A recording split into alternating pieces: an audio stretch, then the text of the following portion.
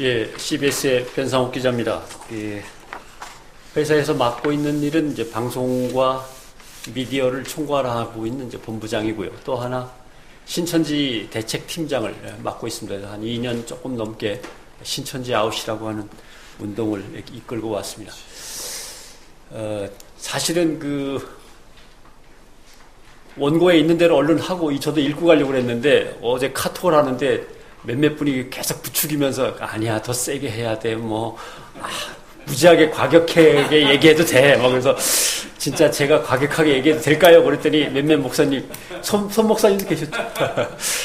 세게 해도 된다고 다들 그러시는 분위기여서 원고에 없는 거로만 하겠습니다. 원고에 있는 건 너무 약해서 원고에 없는 거 세게 합니다.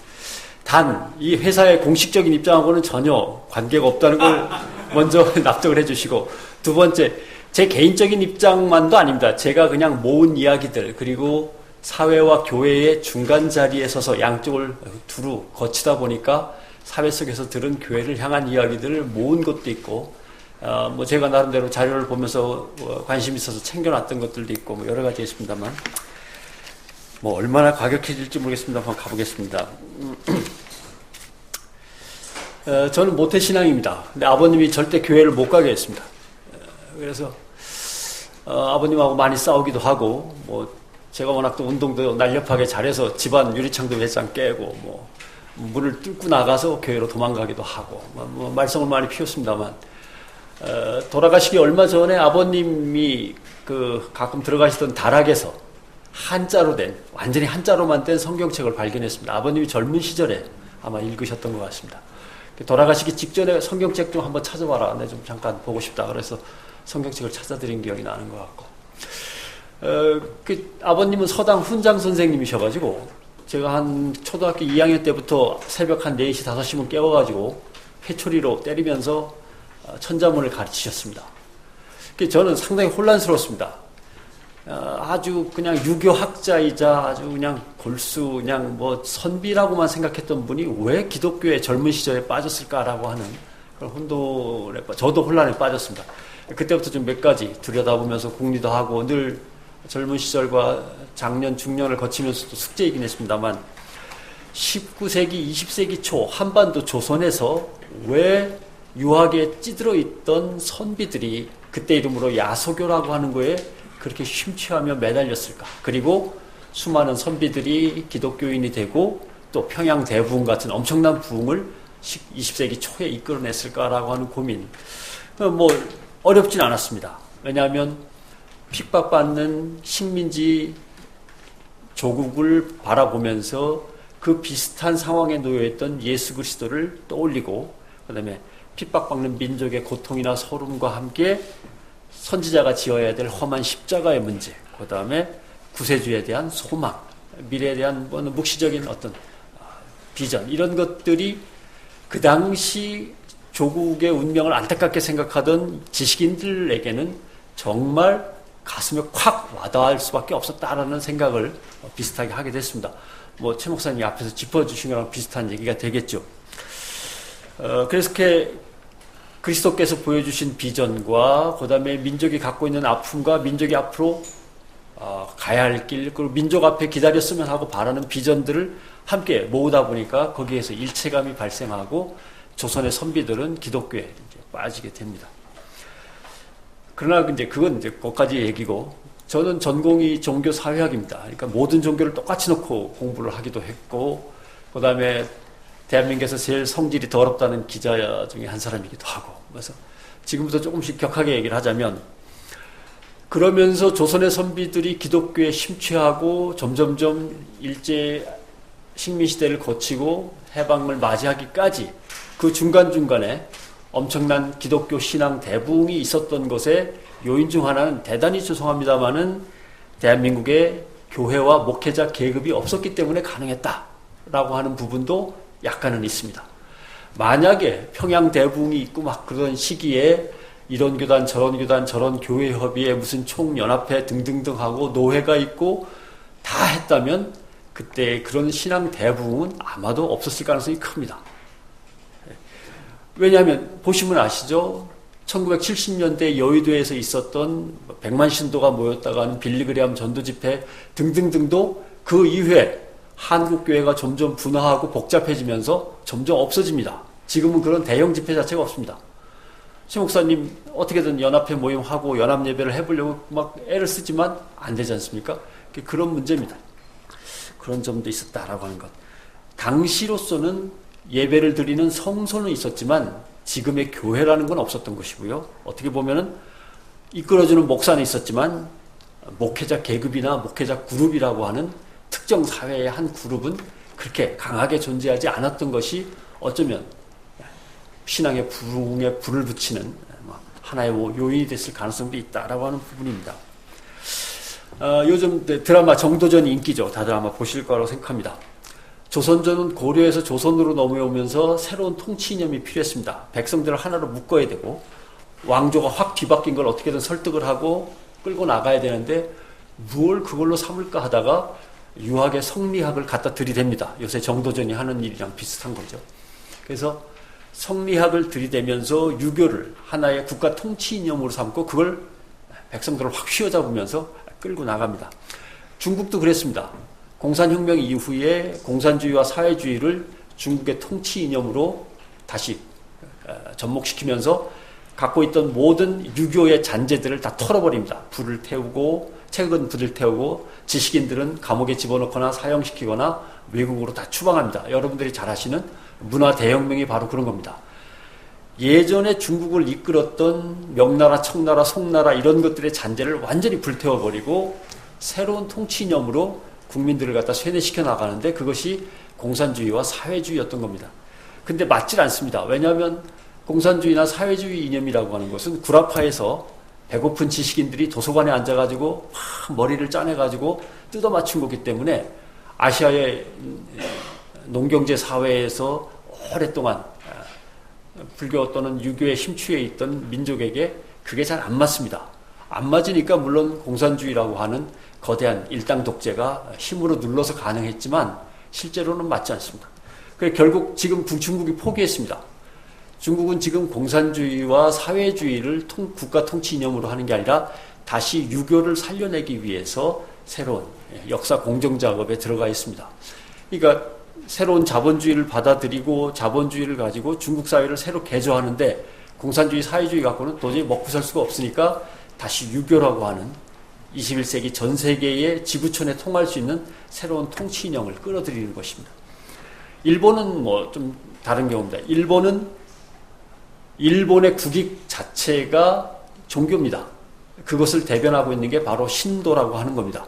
신사에 가서 또는 집에다가 신사를 모셔놓고 모든 신들께 절을 하는데 그 신은 뭐 바람의 신, 농사의 신, 뭐 비의 신, 뭐 여러 가지 있지만 특히 천황이라고 불리우는 일본 왕과 왕족들 그리고 일본의 귀족들이 그 신 중에 하나입니다. 그리고 일반 평민 중에서 신이 되려면 왕족과 일본의 귀족들을 위해서 목숨을 잃으면 그게 일본에서 평민이 신으로 올라갈 수 있는 유일한 계단입니다. 그래서 제2차 세계대전 태평양 전쟁 때 죽은 사람들이 야스쿠니 신사에 신이 되어서 이제 가 있는 거죠. 일본은 상당히 속편합니다. 왕과 귀족들과 그 다음에 국가 이익을 위해서 목숨 바친 사람들을 신으로 모셔놓고 온 국민이 거기에 절을 하면서 그걸 종교화해갖고 갖고 있으니까 통치 이념이라는 게 아주 오랜 세월 잘 다듬어져 있는 것이죠. 문제는 19세기, 20세기를 거치면서 대한민국은 기독교가 통치 이념의 상당 부분을 차지했습니다. 왜냐하면 서구의 근대화 문명을 받아들이는 거의 유일한 통로가 기독교였기 때문에 그리고 기독교를 통해서 수많은 물자들이 들어와서 배고픔에서 해방될 수 있었고 여러 가지 사회의 틀을 기독교가 잡아나갔습니다만은 지금 그렇지 않습니다. 자료집의 27페이지인가를 한번 보시면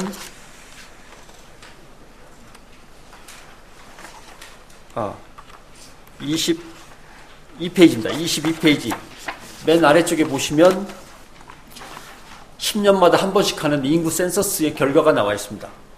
2005년과 이제 2015년 이렇게 이어지는데 2005년 결과를 1995년 결과하고 비교해 보면 불교, 원불교, 카톨릭이 전부 다 숫자가 엄청난 속도로 늘어났는데 개신교만 계속 감소를 하고 있는 중입니다.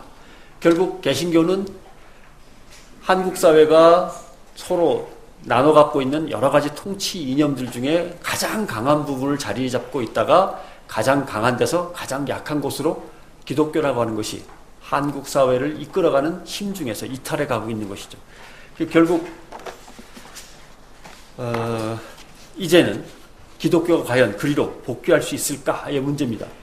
한국은 정해진 통치 이념이라는 게 없습니다. 조국 근대화가 이제 1960년대, 70년대였다면 그 다음에는 80년대에 와서 민주화가 어떤 나름대로 한국 사회를 갖다 이끌어가는 이념이었는데 그 다음에는 갑자기 김대중 노무현으로 갔다가 또 이명박 박근혜 대통령으로 왔다가 헷갈리면서 한국에는 통치 이념이 없습니다. 사실 이럴 때 국가 통치 이념으로 기독교 같은 것이 자리를 잡을 수 있는 절호의 찬스인데 사실 우리는 흔들리고 깨지면서 그걸 놓쳤고 가톨릭은 오히려 점점점 힘이 세워지고 또 지구촌에서 인기가 높아지고 있는 교황까지 등장하면서 이제 대한민국이라고 하는 국가 사회를 이끌어가는 중심 통치 이념으로서 자리를 갖다 이제 차지하기 시작하고 있는 거죠. 그 이제 와중에 와 있습니다. 또 하나의 문제는 아마 최 목사님이 아까 다투신 얘기 했는데 그 얘기가 될 것 같습니다. 다 건너뛰고 26페이지부터 설명을 드리겠습니다. 대한민국 개신교의 그 텍스트는 미국을 한 15년 내지 20년 뒤를 따라가면서 계속 똑같이 미국의 뒤를 따라가는 유형을 보입니다. 맨 처음에 대한민국의 부흥을 이끌었던, 대한민국 개신교의 부흥을 이끌었던 것은 미국 개신교의 부흥을 이끌었던 전도사 시대입니다. 온갖 곳을 떠돌아다니면서 부흥회를 인도하는 전도사들이 개신교의 부흥을 갖다가 이끌어갑니다. 대한민국도 그런 시절이 있었습니다. 저도 강다리 목사와 이만신 목사님 밑에서 컸습니다. 주일학교 때 산상기도에 맨날 쫓아다니고 하면서 컸는데 아마 여기 계신 분들도 대부분 겪어보셨을 겁니다. 그때 부흥사 시대입니다. 부흥사 시대는 아까 말씀하신 교회 내에 이제 깃든 신비주의 같은 경우가 그런 것들이죠. 서부 텍사스 개척 시대에 있었던 천년왕국 신앙이라든가 미국의 근본주의 신앙들이 거의 걸러지지 않은 채 그냥 한국으로 건너와서 초기 부흥사 시대에 그런 것들이 이제 교회에 배어들기도 했습니다. 초기 부흥사 시대가 미국에서 끝나고 나서 미국에서는 어떤 것이 등장했냐면은 미국은 돈을 주고 텔레비전 채널을 그때그때 사서 씁니다. 몇 시간씩. 또는 교회가 아예 텔레비전 채널을 사서 쓰는 지역도 있습니다. 그걸 타고 텔레반절리즘이라고 하는 게 시작됩니다. 그것은 텔레비전 카메라 앞에 유명하고 잘생긴 부흥사가 등장해서 재미있는 이야기를 막 늘어놓고 쇼를 하면서 교회 부흥을 이끌었던 시대입니다. 그걸 텔레반절리즘이라고 합니다. 텔레비전과 에반절리즘을 갖다 합친 말이죠. 대한민국도 한 20년 뒤에 그런 게 들어왔습니다. 텔레비전 앞에서 인기 목사님이 뭐 재미난 얘기를 해가면서 우르르 이렇게 사람들의 관심을 끌고 사회의 관심을 끌었던 시대가 있었습니다. 우리가 그럴 때 미국은 또 그게 끝났습니다. 미국은 다음에 뭐가 왔냐면 워십 앤 프레이즈라고 하는 경배와 찬양이라고 하는 문화가 미국에서 확 부흥이 일었습니다. 우리는 텔레반절리즘 하고 있을 때 예전에 저 학생의 시절에는 강단에서 기타를 치지 못했습니다. 어떻게 기타를 갖다 강단에 또는 예배당에 갖고 들어오냐고 혼났습니다. 그렇지만 지금은 교회 제가 뭐 전국 교회를 돌아다녀 봅니다만은 드럼까지 와 있더군요. 근데 드럼 소리가 시끄러우니까 거기다 또 유리벽을 쳤더군요.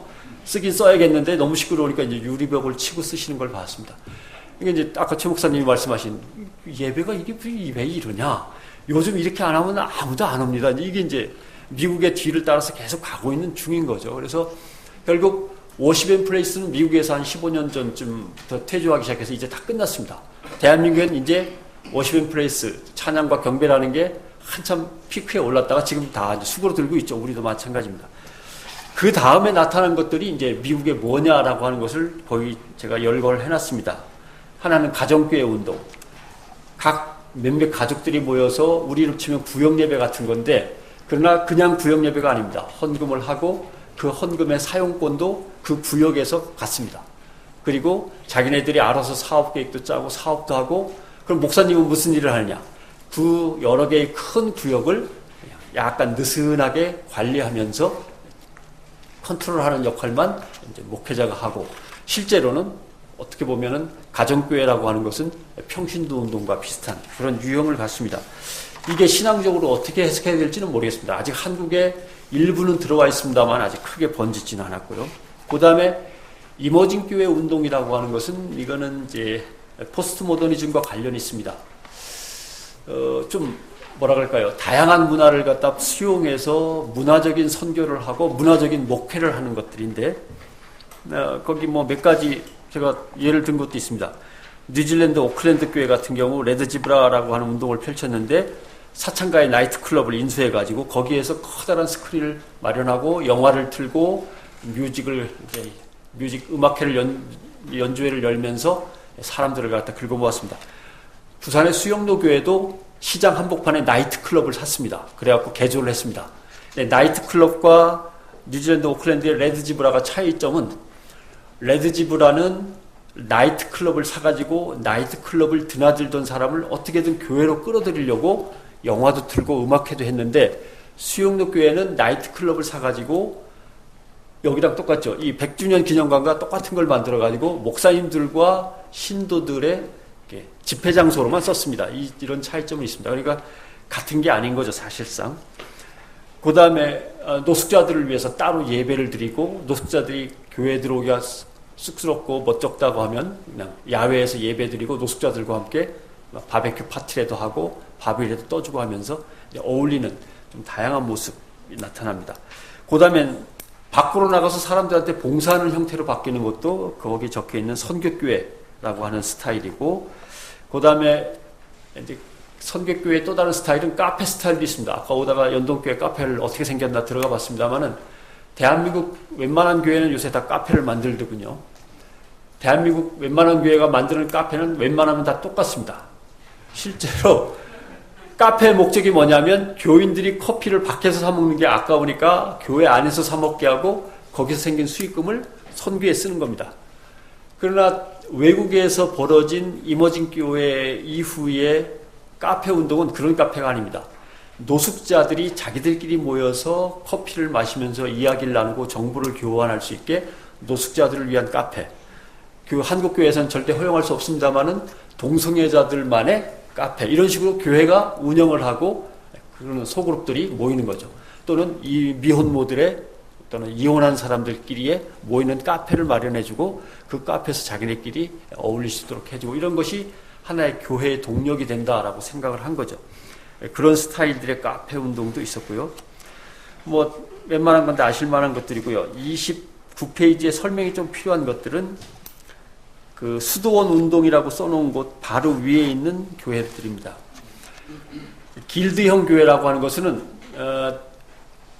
미국도 교회가 깨지고 흐트러지면서 새로운 모습의 교회들이 계속 생겨납니다. 그 유형들을 지금 소개해드리고 있는 겁니다.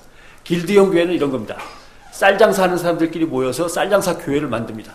연예인 교회랑 비슷한 거죠. 연예인들끼리 모여서 교회를 하면 거기에 적합하신 목사님이 파송되어서 목회를 하십니다.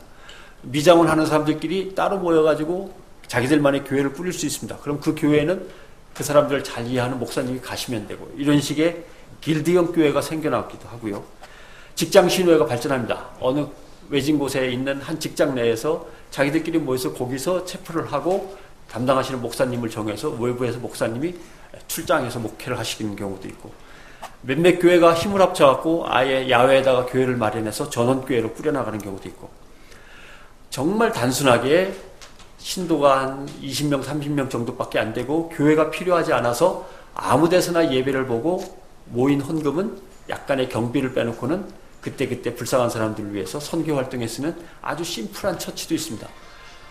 제가 언제 한번 신천지 때문에 그 강연을 위해서 갔던 교회를 보니까 서울에 4개의 교회가 각각 예배당이 없으니까 전부 다 한 곳을 돈을 같이 내서 빌려가지고 이런 곳을 주일이 되면 아침부터 저녁까지 돈을 내서 빌리고 4교회가 같이 모여서 예배를 드리고 교제를 한 다음에 시간이 되면 각각 4방으로 들어가서 또는 다른 어떤 곳으로 4곳으로 흩어져서 자기 교회끼리의 모임을 다시 갖고, 그러니까 2부 예배는 교회끼리 각각 흩어져서 갖는 거죠.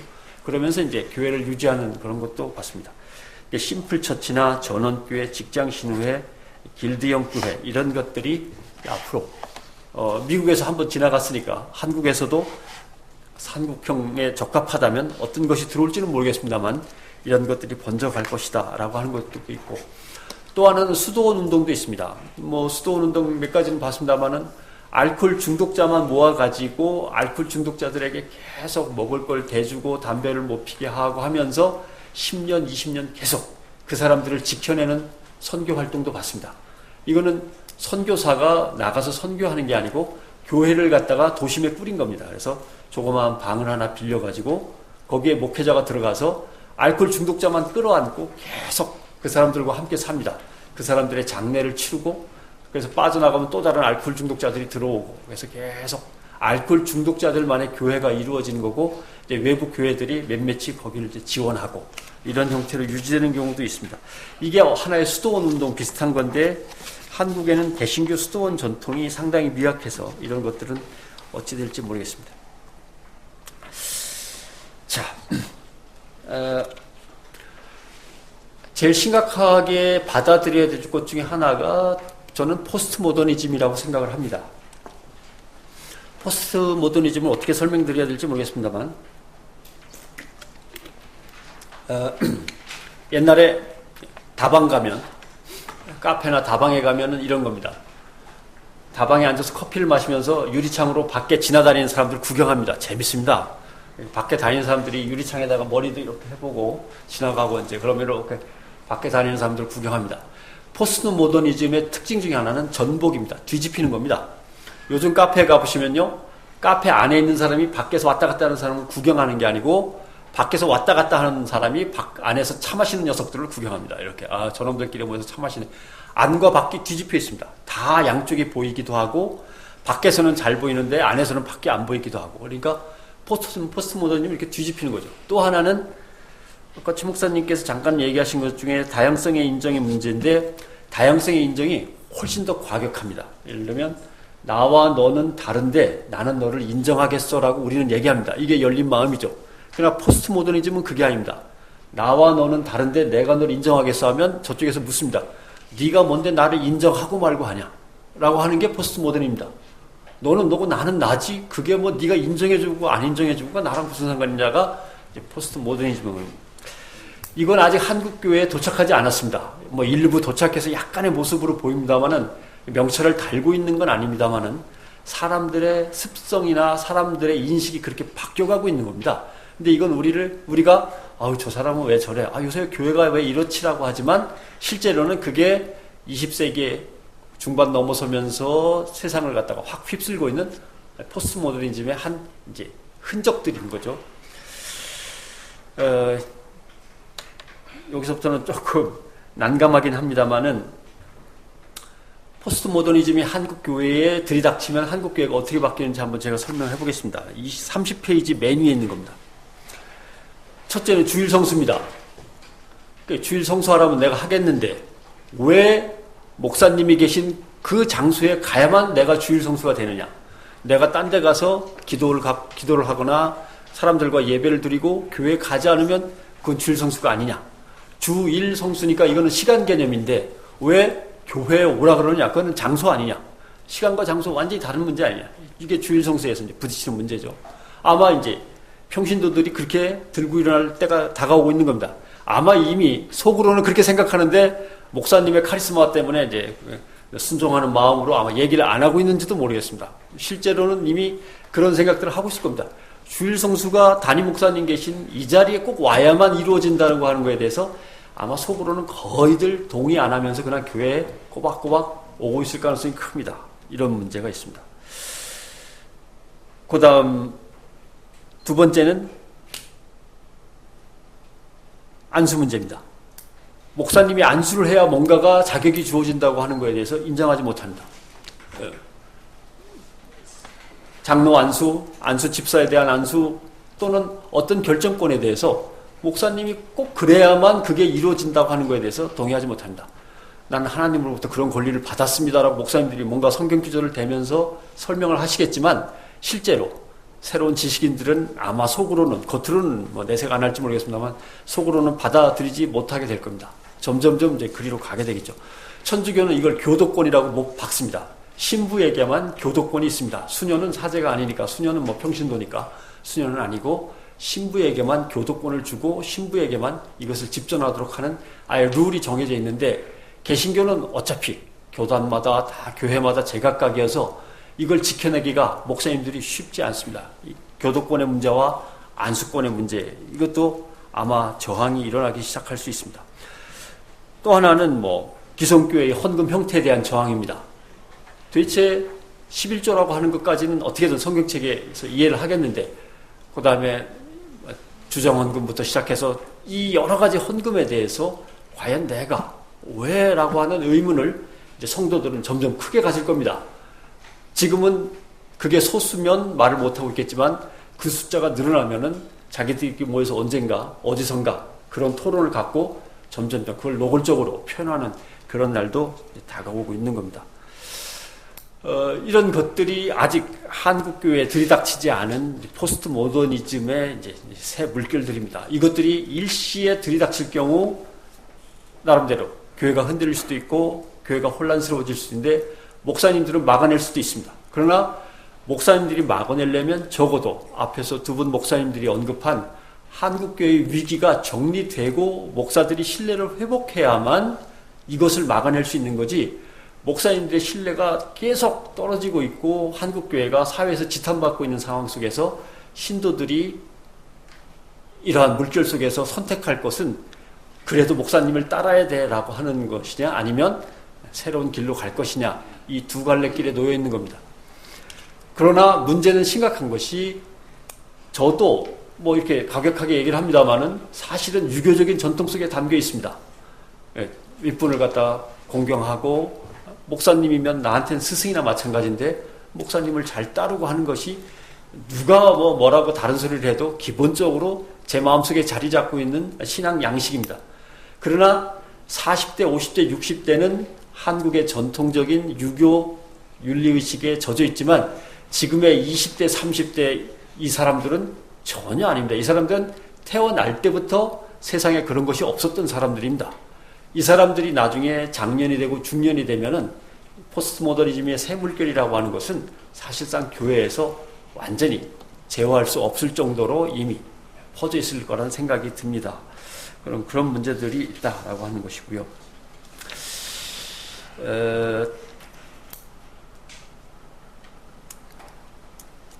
대단히 오프 더 레코드로 하고, 저희 사장님한테 제가 어디 가서 이런 얘기했다고 하지 말아주십시오. 교회를 바로잡고 교회를 회개시키는 가장 쉬운 방법이 뭐냐라고 할 때 답이 똑같았습니다. 평신도끼리 모여서 떠들 때 얘기입니다. 그 중에는 가톨릭 신도도 있었고 뭐 불교 신자도 있었고, 야, 종교가 문제가 되고 교회가 문제가 되고 뭐 절도 타락하기는 마찬가지고, 이럴 때 가장 쉽게 바로잡는 방법이 뭐냐는데 답이 똑같았습니다. 안 가면 되지 뭐.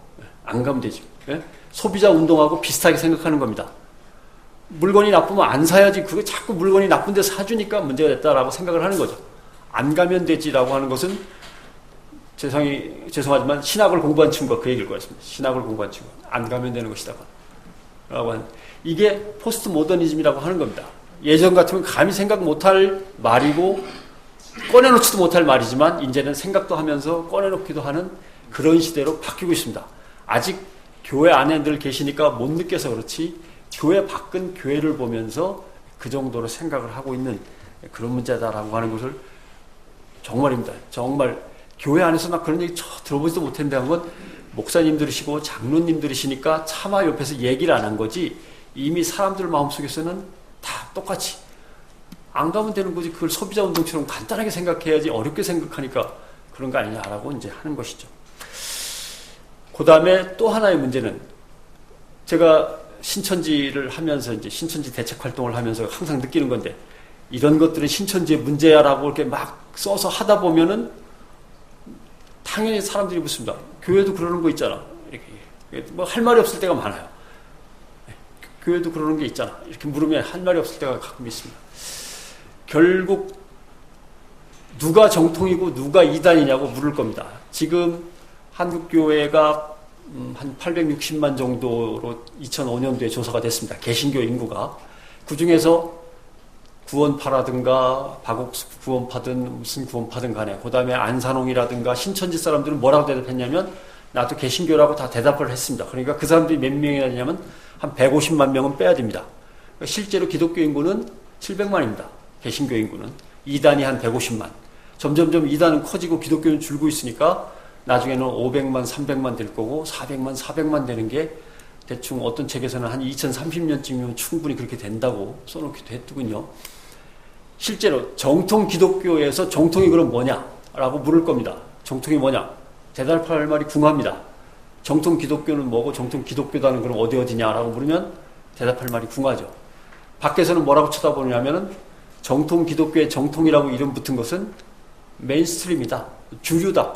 가장 힘이 센 사람들끼리 모여있는 곳이 정통이고 거기서 벗어나가지고 따라오라는데 제대로 안 따라오고 지들 마음대로 하는 거는 이단이다. 쉽게 생각을 하고 있습니다. 사회에서 보는 눈은 그렇습니다. 우리는 정통이라고 하는 것을 우리의 거룩하고 성결한 신앙을 지키기 위해서 나름대로 딱 테두리를 마련한 거지만 밖에서 보는 것은 메인스트림, 주류에 속하고 다수파에 속하는 사람들은 정통이 되고 밖으로 벗어나서 왔다 갔다 하는 친구들은 찍혀가지고 이단이 되는 거구나라고 생각을 합니다. 그 생각이 교회 안으로 건너 들어오지 못하도록 막아야 되는 그런 문제가 있습니다. 뭐 복잡한 말씀을 드렸습니다만 논찬 때 뭐 자세한 얘기는 드리기로 하고 교회가 사회의 신뢰를 얻기 위해서 그다음에 목회자가 일반 성도의 신뢰를 얻기 위해서 뭘 해야 될까에 대해서 해답은 무지하게 쉽고 간단합니다. 찾는 건 되게 쉽습니다. 하는 게 어렵지만 제가 두 가지는 찾았습니다. 하나, 세금 낼 것. 세금 낼 것. 예? 그 다음에 두 번째, 지금은 아닙니다만 먼 훗날 목사님들이 별도로 직업을 가지실 것. 두 가지입니다. 사회가 교회를 바라보는데 해법은 너무 간단합니다. 교회가 우리의 신뢰를 얻으려면 간단하지. 대한민국에서 군대 안 갔다 온 거하고 세금 안 내는 게 제일 야단 많이 맞습니다. 세금을 내면 된다. 두 번째, 목사님도 따로 직업을 갖고 목회하는 데에서는 소정의 수당만 받아가지고 생활에 보탬이 되면 되고 목사님이 교회에서 뭐든지 전권을 휘두르면서 그 전권을 다시 아들한테 물려주거나 사위한테 주거나 아니면 돈을 떼가지고 저쪽에다 교회를 차려가지고 아들을 갖다 그쪽으로 보내주거나 이런 것은 재벌기업의 CEO 외에는 하는 사람이 대한민국에 없습니다. 오직 재벌기업의 CEO하고 큰 교회의 목사님들만 이런 일들을 하실 수가 있습니다. 결국 사람들이 바라보는 눈은 자본주의의 폐해를 바라보듯이 기독교회를 바라봅니다. 이런 상황에서는 한국교회가 어떻게 부흥의 시기를 다시 가져올 수 있을 것이냐 하는 게 참 막막합니다. 실제로 가장 교회에 안 다니는 바깥 사회의 사람들한테 교회가 쉽게 인정을 받으려면 세금 문제가 걸려있고 또 하나는 목사님들이 직업을 갖고 나름대로 평신도들과 거의 비슷한 대등한 삶을 일궈가면서 땀 흘려 선교하는 이런 모습을 보여주는 것이 가장 쉬운 길인데 당장에 이것을 갖다 해낼 수는 없습니다.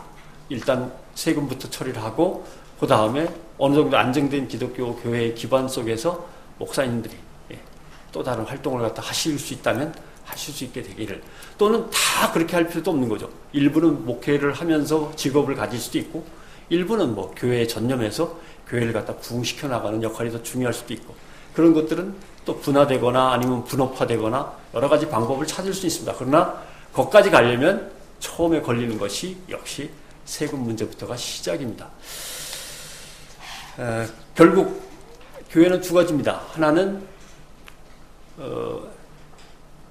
이런 것들을 넘어선다면 두 가지 표가 있는 거죠. 하나는 나가서 보살피는 문제, 나가서 힘든 사람들을 보살피는 문제와 그 다음에 와서 보라고 할 만한 게 있어야 됩니다. 교회에 들어가면은 아 역시 교회구나 정말 다르구나라고 하는 걸 사람들이 느낄 수 있어야 됩니다. 그 두 가지밖에 없습니다.